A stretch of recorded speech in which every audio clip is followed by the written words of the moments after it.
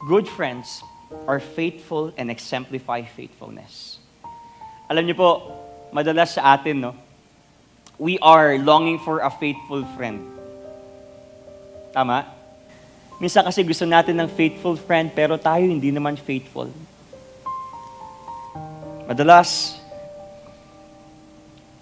masaya lang tayo at kaibigan lang natin yung mga kaibigan natin kapag masaya lang tayo. Kapag yung pupunta tayo ng ganito, wow, masaya. Pero pag may struggle na, wala na. Bakit? Magkakaibigan lang ba tayo kapag masaya tayong lahat?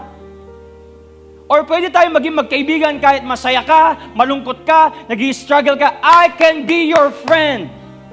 Like Jesus. Sinabi yung chapter 15, kausap yung mga disciples, hindi pa namamatay si Jesus. And after that, in chapter 21, pinuntahan ni Jesus